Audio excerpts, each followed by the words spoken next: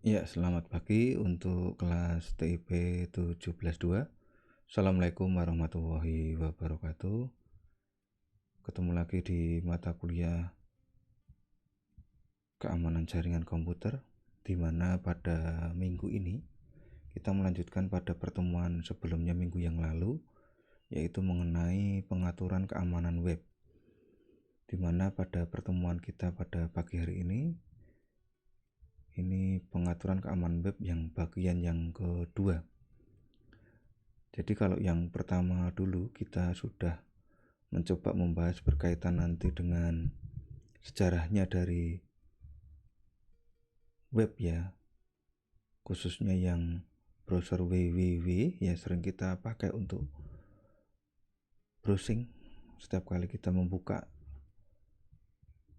web ya, sampai kemudian ada isu-isu keamanannya. Nah, untuk pertemuan kita pada kesempatan pagi hari ini kita mencoba membahas bagaimana strategi kita kemudian kalau kita sudah mengetahui beberapa kelemahan atau beberapa kekurangan yang dimiliki dari web. Tentunya kita pertimbangkan dari berbagai hal. Tujuan utamanya kita menginginkan agar web pada saat kita gunakan itu benar-benar nanti bisa membantu kita untuk mendapatkan informasi, tetapi dengan aman. Aman di sini bisa dari browsernya yang kita gunakan, aman dari privacy ya, melindungi dari keamanan data-data pribadi kita ketika kita berinteraksi di sana, karena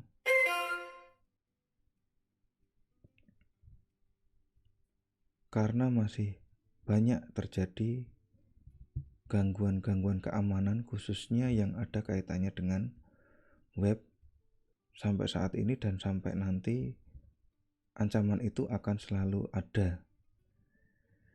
Oke, untuk bahan bisa nanti dilihat di Classroom ya. Sudah saya kopikan di sana, jadi silakan nanti bisa dilihat untuk referensi keamanan web yang kedua. Oke, langsung saja saya sampaikan materinya. Perlu saya ingatkan juga bahwa hari ini pertemuan kita sudah sampai pertemuan yang ke-13 kalau kita melihat dari jadwal. Kalau kita melihat jadwal yang ada di Siakat ya. Kemudian yang belum atau yang membuka kuliah online ini di Siakat, silakan masuk ke Siakat dulu supaya nanti kehadirannya bisa tercatat di sistem. Oke, langsung saja saya sampaikan materinya.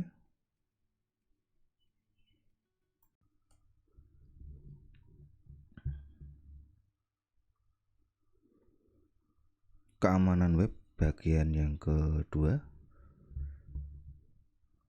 melanjutkan yang kemarin, keamanan web pada pertemuan sebelumnya, yaitu bagian yang pertama.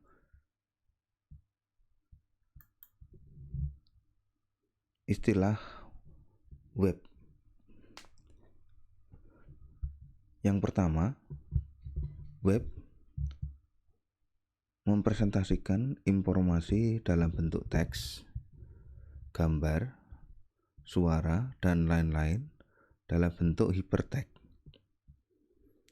dan dapat diakses oleh perangkat lunak yang disebut browser. Sedangkan web browser, program atau aplikasi yang digunakan untuk membuka halaman web.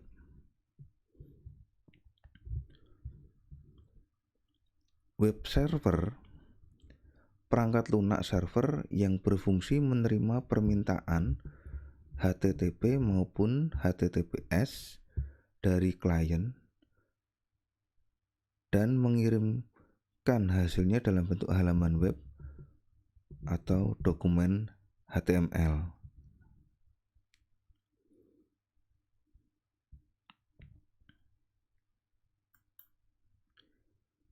Cookies.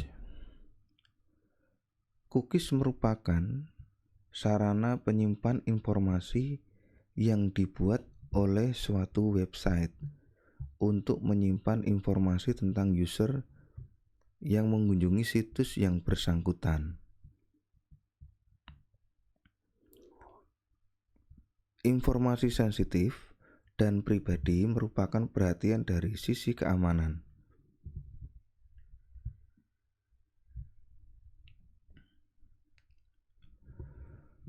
Cookies merupakan file ASCII yang dikirimkan server ke klien. Lalu klien menyimpannya di sistem lokal. Ketika request baru dikirimkan, server dapat meminta browser untuk mencek apakah ada cookies. Jika ada, web server dapat meminta web browser untuk mengirimkan cookie ke web server. Jadi cookies ini bisa berasal dari manapun.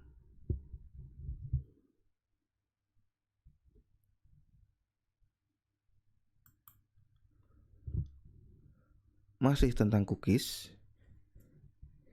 isi cookies dikendalikan oleh web server dan bisa mengandung informasi mengenai kebiasaan kita ketika mengakses internet.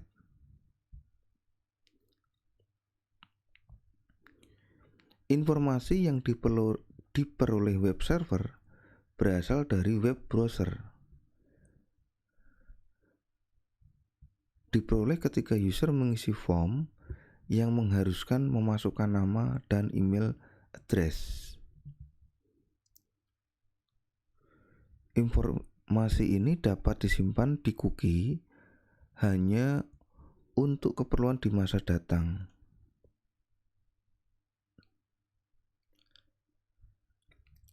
Informasi yang paling sering disimpan di cookies adalah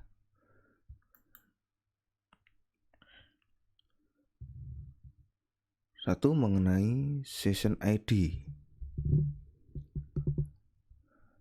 Digunakan untuk memaintain state atau membawa informasi otorisasi antar request yang dilakukan web browser.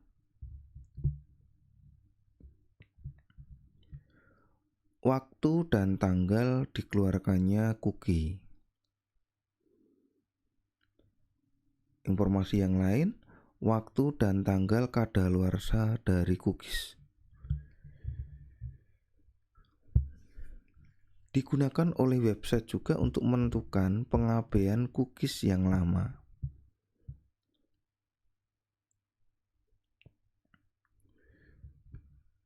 IP address dari browser.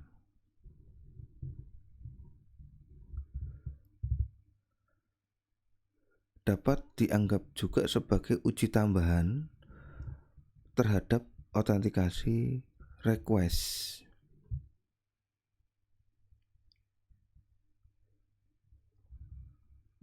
Jadi melihat dari apa yang dikerjakan oleh cookies yang sebelumnya sangat dibutuhkan oleh web browser untuk kemudian pengguna bisa merasa nyaman ketika menggunakan browser, karena di dalamnya mengandung ada beberapa informasi yang seharusnya dilindungi, maka ini berpotensi menjadi sebuah ancaman cookies ini.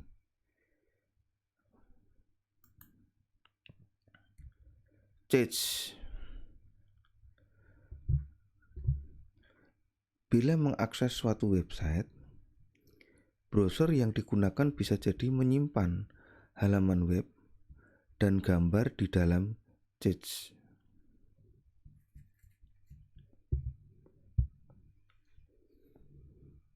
Web browser melakukan ini untuk kenyamanan user dengan cara mempercepat akses kepada suatu halaman web.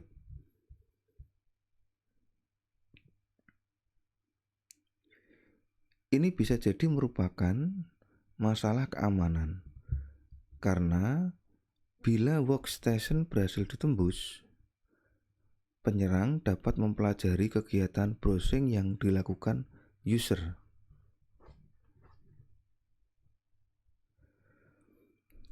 Web browser juga menyimpan sejarah situs yang pernah Anda kunjungi.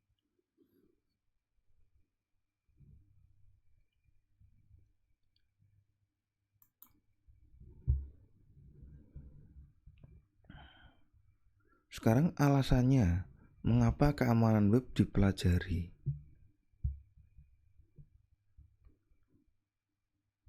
Yang pertama, kegunaan web tidak hanya untuk browsing, tetapi juga untuk melayani end user melalui antarmuka browser.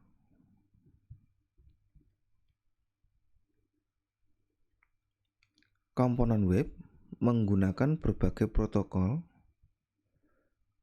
dan layanan untuk memberikan konten yang diinginkan end user.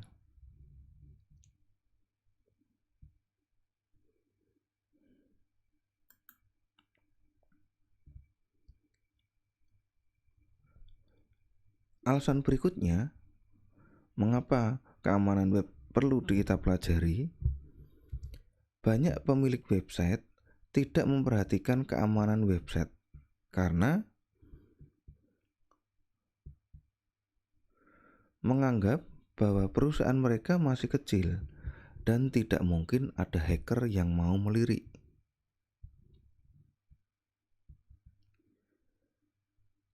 Hacker menggunakan tool atau software otomatis untuk menemukan situs yang memiliki kriteria kelemahan tertentu.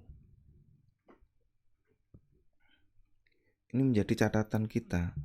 Jadi ketika kita mengunjungi website, suatu website ya, halaman web gitu ya,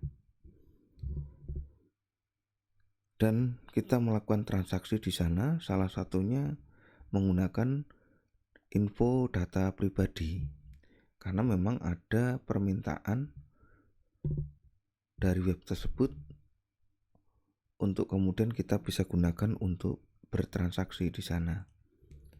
Sedangkan pemilik websitenya tidak pernah memperhatikan keamanan karena merasa bahwa website mereka kecil, tidak banyak yang nanti akan mengakses. Nah, ini sangat berbahaya sekali ketika kita berinteraksi ke sana.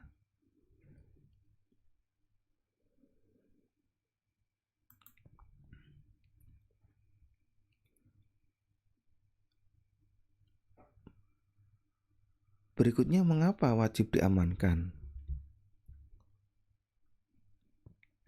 Website menjadi brand atau pintu depan, bahkan sebagian merupakan wadah atau media yang pertama kali menghubungkan perusahaan dengan customer.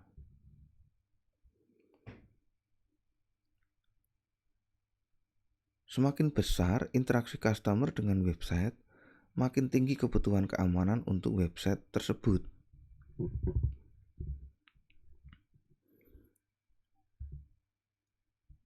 Ya, jadi ketika website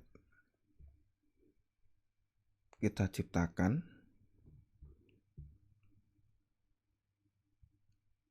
website ini akan menjadi jalan masuknya, akan menjadi identitas pengenal kepada customernya. Ketika website kita memiliki traffic yang tinggi, dengan adanya banyak pengunjung ke website kita, maka semakin tinggi pula keamanan yang harus kita lakukan.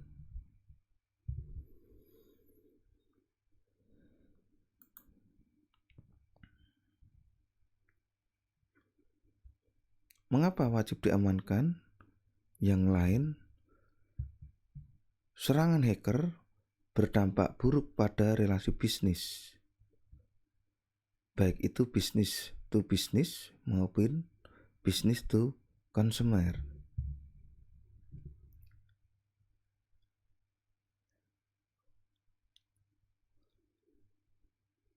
Hacker dapat menyisipkan malware yang bekerja mengambil data customer.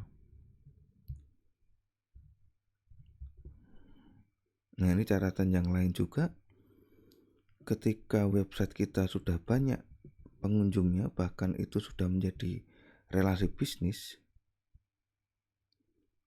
serangan yang namanya hacker ini mampu kemudian menyisipkan malware, yang mana apa yang kita lakukan dengan relasi bisnis kita itu dapat dipantau, diambil informasinya.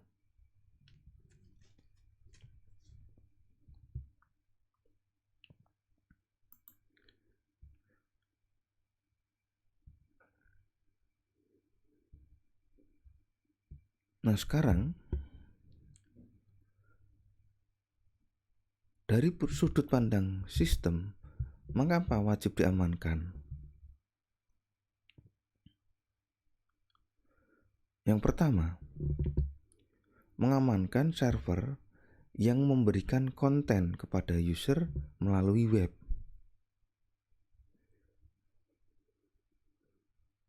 Yang kedua, mengamankan transportasi informasi antara user dan server melalui web.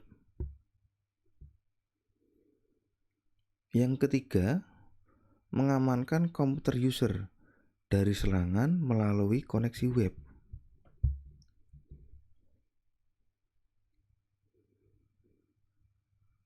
Jadi, pengamanannya tidak sekedar hanya di servernya, tetapi di lalu lintas jaringan datanya dan juga user.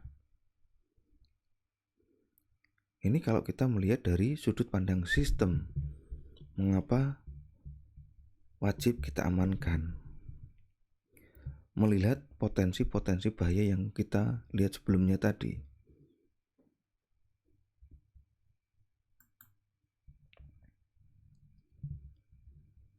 Sekarang kita perhatikan mengenai sistem kerja dari web. Yang pertama, user mengakses website berupa URL melalui web browser. Media yang digunakan untuk menuju URL yang diakses.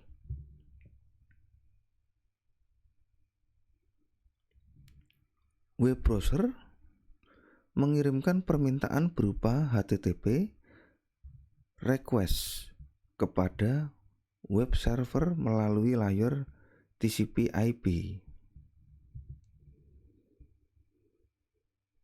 Selanjutnya, web server memberikan web file yang di-request jika ada melalui HTTP respon melalui layar TCP/IP.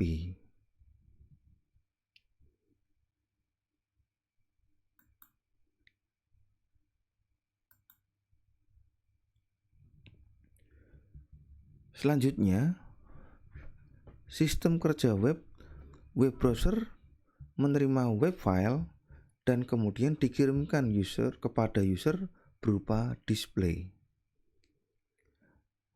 Jadi, urutan sistem kerja dari web, ketika user menuliskan URL di web browser atau hal ini sebagai klien, maka ada request HTTP yang diterima oleh server, kemudian server mengolahnya untuk menampilkan informasi yang dibutuhkan melalui HTTP request tadi. Dan ini bisa terjadi hubungan ini karena lewat TCP/IP. Server memberikan respon kepada klien berupa tampilan dari URL yang dia inginkan. Ini sistem kerja dari web.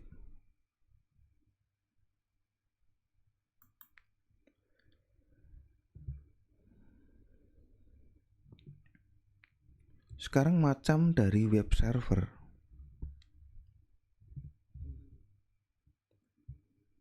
Yang pertama, IIS, dalam hal ini web server untuk HTML dan ASP.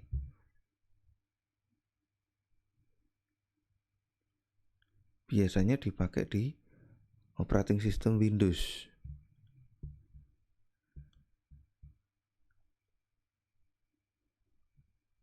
Berikutnya ada Apache Web Server. Web server untuk HTML, PHP, ASP, CSP, DSP. Bisa jalan di Windows maupun di Linux.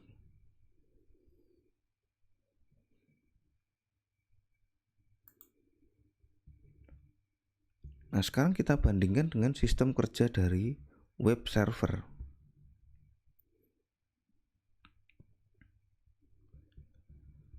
Pada dasarnya, tugas web server yang pertama menerima permintaan request dari klien.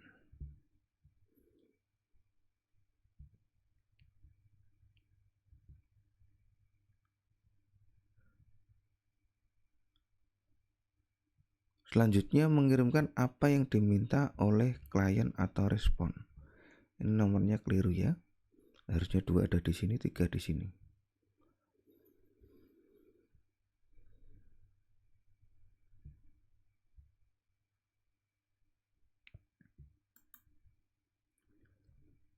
Jadi, urutan dari sistem kerja web server, yang pertama, klien atau hal ini user meminta suatu halaman ke server untuk ditampilkan di komputer klien.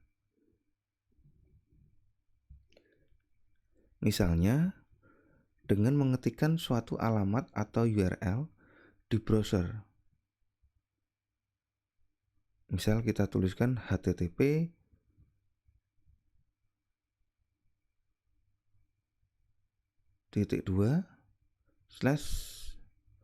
/www.google.com.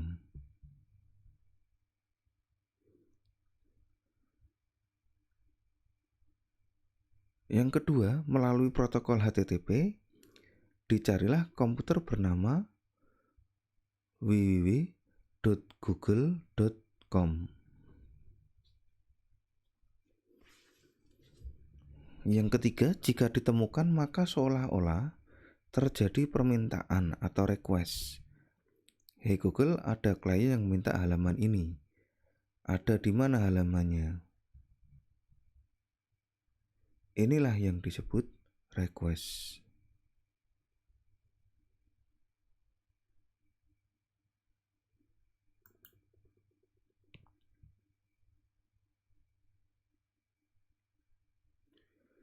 Selanjutnya, dari sisi server, web server mendapat permintaan halaman untuk Google dari klien.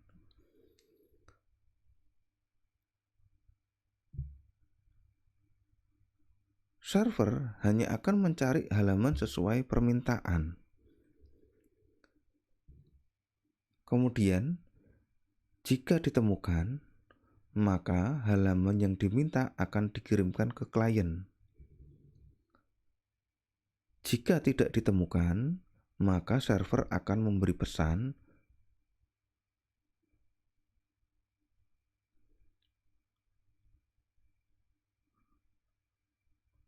"404 page not found", yang artinya halaman tidak ditemukan.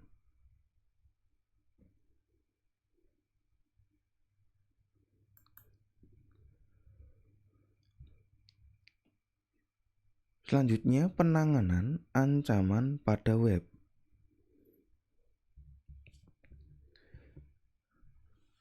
Pertama, mencegah user yang tidak sah untuk mengakses data sensitif.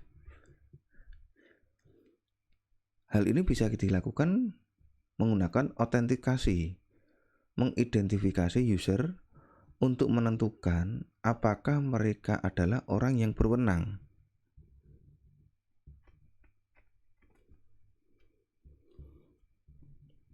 Berikutnya, akses kontrol, mengidentifikasi sumber daya yang membutuhkan perlindungan dan siapa saja yang memiliki akses kepada mereka.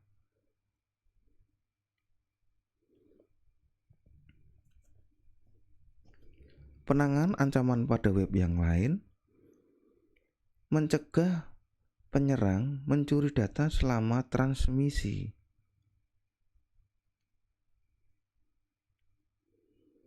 Bisa dilakukan dengan enkripsi atau biasanya dengan Secure Socket Layer atau SSL.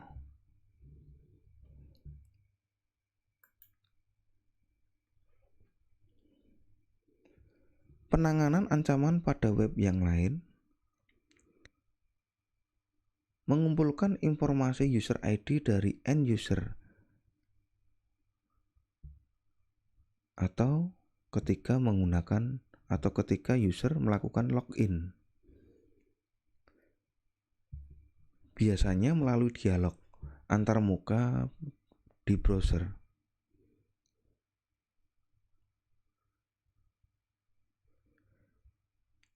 Informasi user ID biasanya mengacu pada username dan password.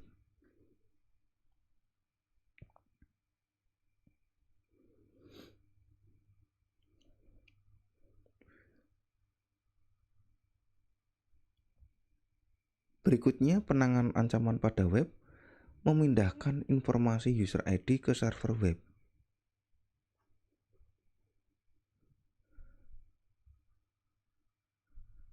Tidak aman, dalam hal ini yang HTTP maupun yang aman, HTTPS, HTTP yang melalui SSL.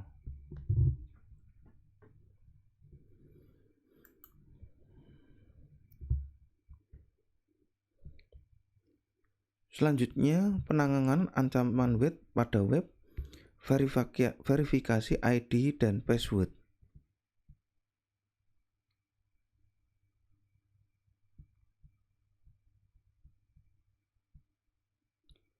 Realm menyimpan username, password, dan lain-lain, dapat diatur dengan cara LDAP, RDMS, dan lain-lain.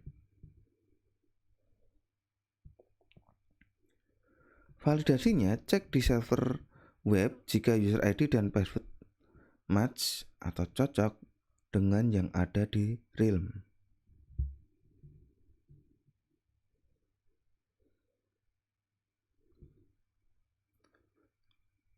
Selanjutnya, menjaga autentikasi user sebelumnya untuk operasi HTTP selanjutnya.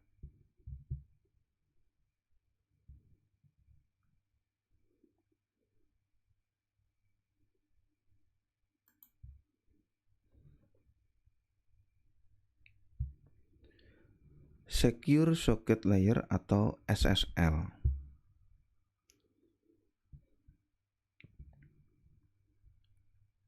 Sebelumnya sudah ya, tapi ini kita coba ulang lagi.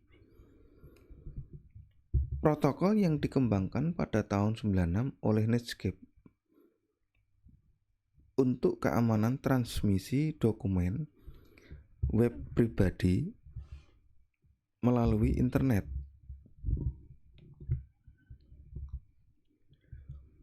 Menggunakan kunci pribadi dan publik untuk mengenkripsi data yang dikirim melalui koneksi SSL.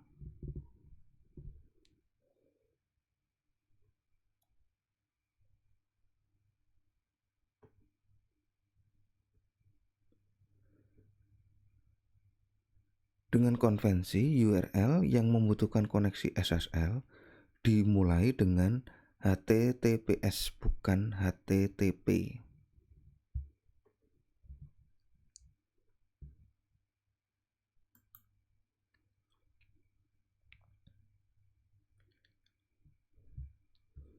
SSL diperlukan ketika ada proses login atau sign in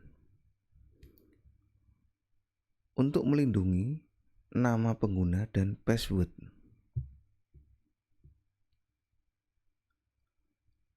Mentransmisikan data yang sensitif secara online, seperti informasi kartu kredit dan lain-lain.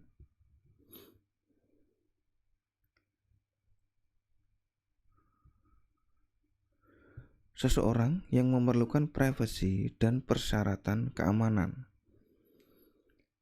SSL nantinya akan bisa atau sangat diperlukan.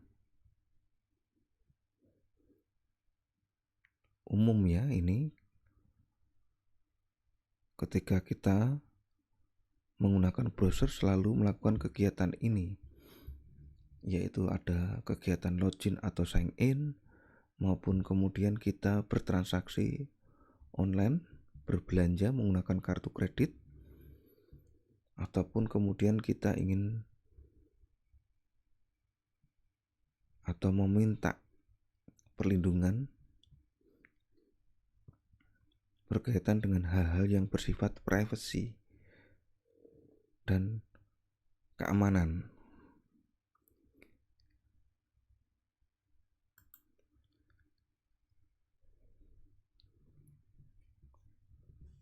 Menggunakan SSL Certificate.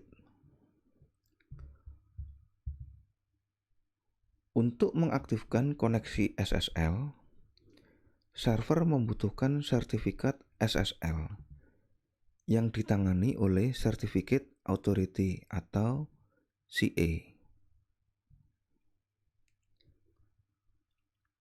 CA memverifikasi ID dari pemilik sertifikat ketika sertifikat SSL dikeluarkan.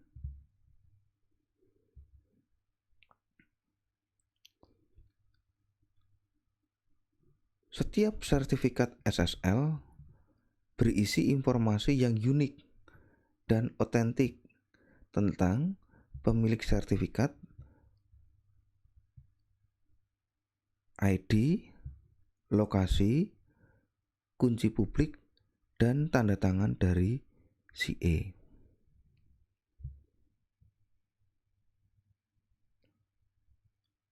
Jadi sertifikat ini sebagai pengenal. Sertifikat ini bisa juga sebagai passport.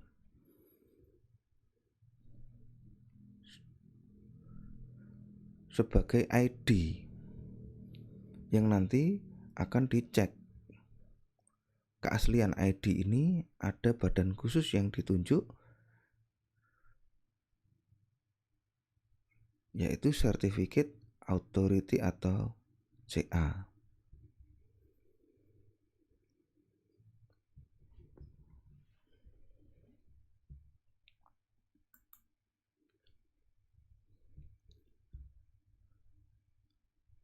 Dengan menggunakan SSL Certificate ini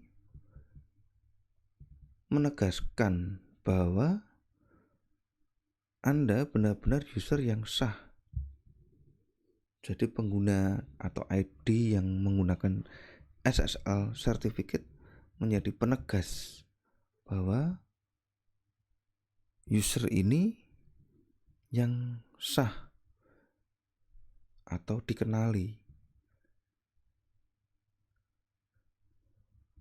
Dengan menggunakan sertifikat SSL memungkinkan enkripsi informasi selama transaksi online dengan cara menggunakan crypto system hybrid.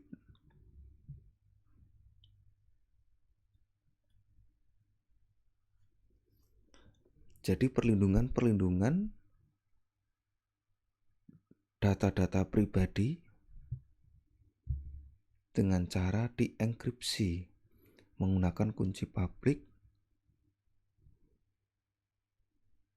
dan kunci private.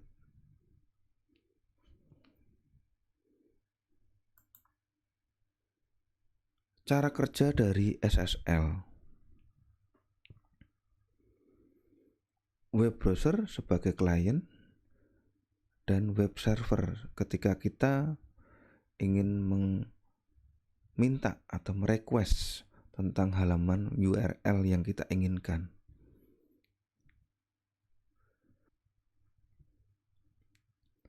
Browser terhubung ke SSL pada server web dan terjadi pertukaran pesan dari browser dan server dengan kunci tukar atau algoritma enkripsi dan lain-lain.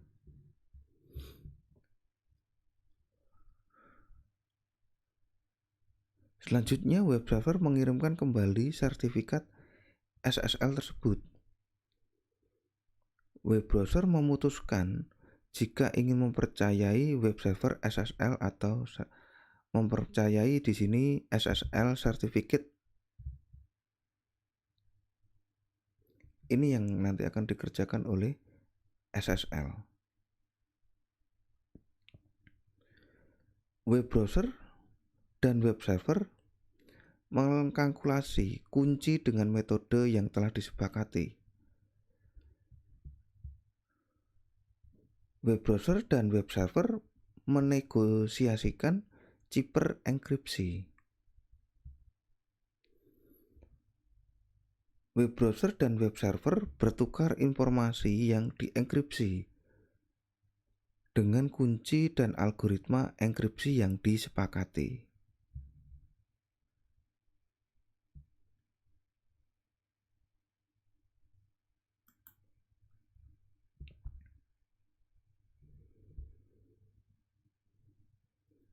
Verifikasi CA Certificate.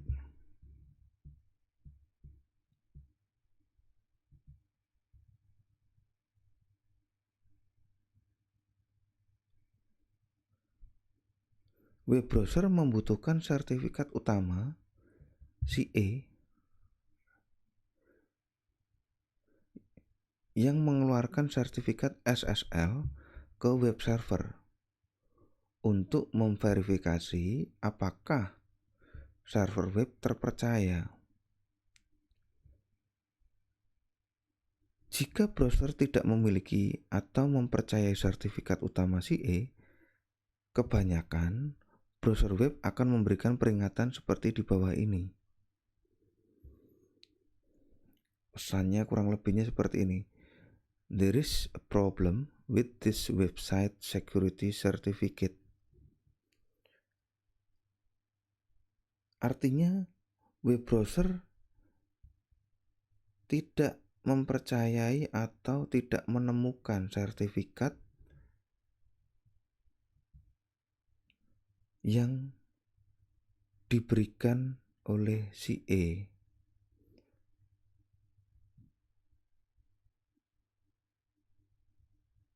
Sehingga terjadi permasalahan.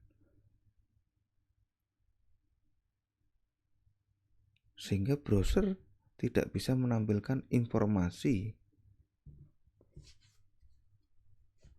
dari URL tersebut karena dianggap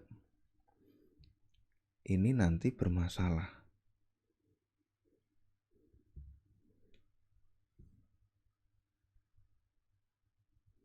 Sehingga ketika kita nantinya melanjutkan untuk tetap membuka website tersebut,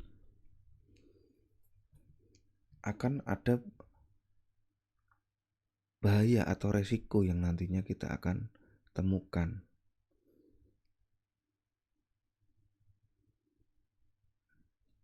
Kalimat yang muncul di bawah ini sebagai bukti bahwa ketika kita lanjutkan, ini tidak direkomendasikan oleh browser, karena browser dari awal sudah mengetahui bahwa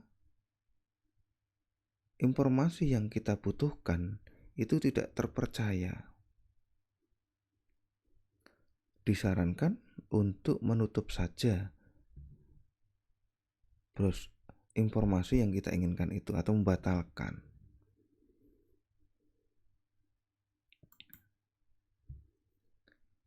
Tipe dari aplikasi keamanan web. Ada dua jenis aplikasi keamanan web. Yang pertama, keamanan deklaratif, yaitu keamanan secara otomatis ditangani oleh sistem.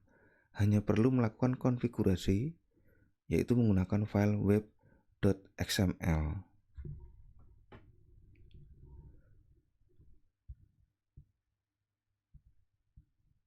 Aplikasi keamanan yang kedua, yaitu keamanan pada programnya. Semua keamanan, baik autentikasi, akses kontrol, dan juga yang lain-lain, dilakukan oleh program yang dibuat oleh user.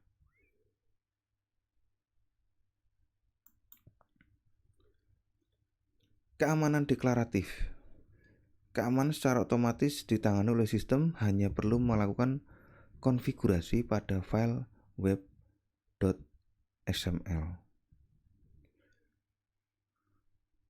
Yang pertama, untuk mencegah akses yang tidak sah.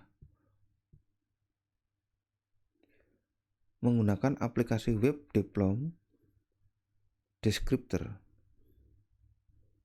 untuk menyatakan bahwa URL tertentu membutuhkan perlindungan. Server secara otomatis meminta user untuk memasukkan username dan password, melakukan verifikasi, dan melacak user yang telah dikonfirmasi sebelumnya.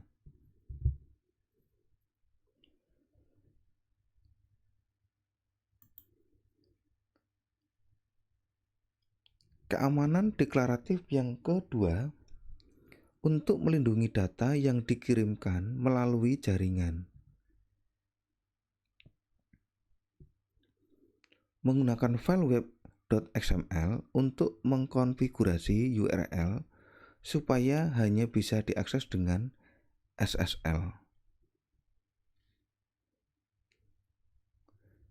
Jika user mencoba mengakses URL yang dilindungi melalui HTTP biasa, server secara otomatis mengarahkan mereka ke HTTPS atau yang memiliki SSL yang sesuai.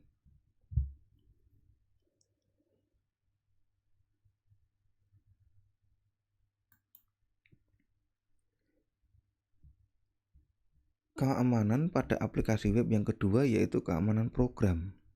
Semua keamanan baik autentikasi, akses kontrol, dan lain-lain dilakukan oleh program yang dibuat oleh user.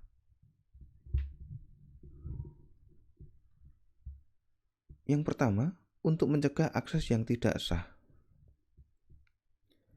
Mengautentikasi user atau memverifikasi bahwa user telah dikonfirmasi sebelumnya. Untuk melindungi data yang dikirimkan melalui jaringan.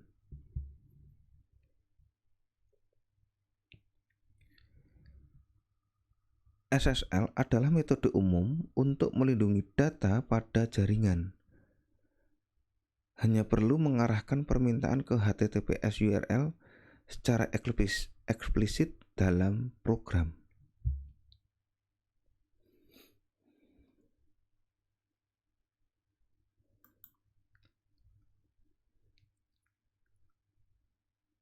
Rekomendasi umum ketika kita menggunakan web ya. Selalu mengupdate web browser menggunakan patch terbaru. Hati-hati ketika merubah konfigurasi browser.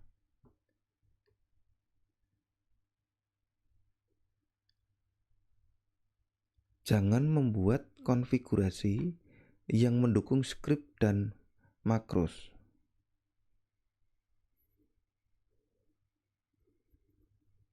Jangan langsung menjalankan program yang Anda download dari internet.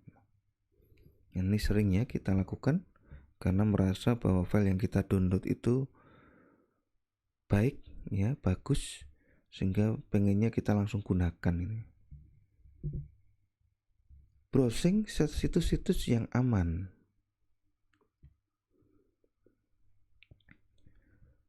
Konfigurasi homepage harus hati-hati.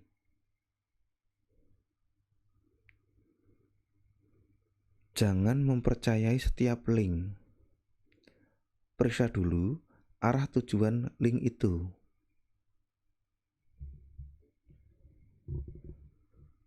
Jangan selalu mengikuti link yang diberitahukan lewat email.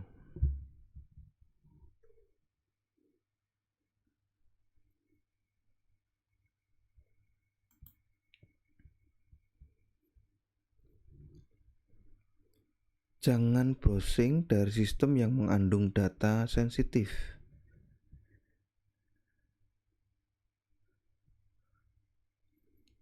Menggunakan secure proxy, menyamarkan ya. Lindungi informasi Anda. Kalau bisa jangan gunakan informasi pribadi pada web.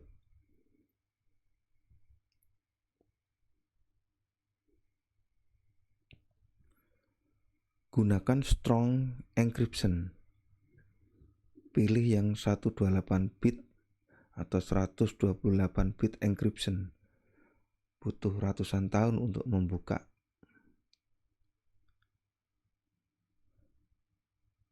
Gunakan browser yang jarang digunakan. Nah, ini sering ya kita menggunakan browser yang umum karena browser itu sudah banyak diketahui kelemahannya, otomatis ini berpotensi juga. Makanya disarankan atau rekomendasinya gunakan browser yang jarang digunakan. Minimalkan penggunaan plugins.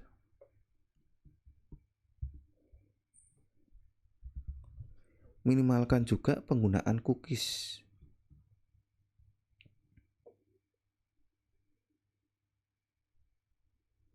Perhatikan cara penanganan dan lokasi penyimpanan temporary files.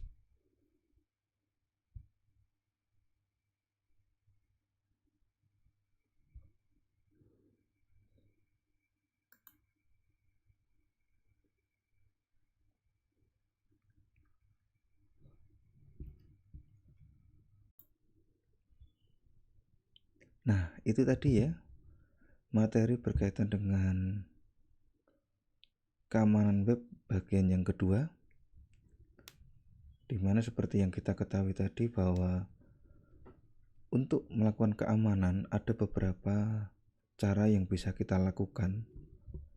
Meskipun sebenarnya beberapa sudah kita pernah lakukan, tetapi tidak ada salahnya kemudian hal-hal yang sepele seperti itu semestinya harus kita lakukan. Tujuan dari usaha kita itu untuk mengurangi resiko ketika kita menggunakan web. Beberapa pengalaman ya membuktikan bahwa ada kejadian-kejadian yang kemudian akan berakibat yang mungkin tidak kita inginkan. Sehingga dengan usaha-usaha kita ketika ingin mengamankan, salah satunya bisa kita gunakan untuk memperkecil atau mengurangi resiko yang nantinya kita akan terima. Oke, untuk semua mahasiswa yang pada pagi hari ini sampai siang telah mengikuti perkuliahan daring ini sampai usai dan juga ikut berkomentar baik itu di Siakat maupun di YouTube. Semoga pertemuan kita kali ini ada manfaatnya. Tetap semangat belajar, jaga kesehatan, jaga diri, keluarga, dan lingkungan. Semoga kita masih dapat bertemu kembali di kesempatan yang lebih baik. Amin. Terima kasih sekali lagi. Saya akhiri pertemuan kita pada kesempatan kali ini. Assalamualaikum warahmatullahi wabarakatuh.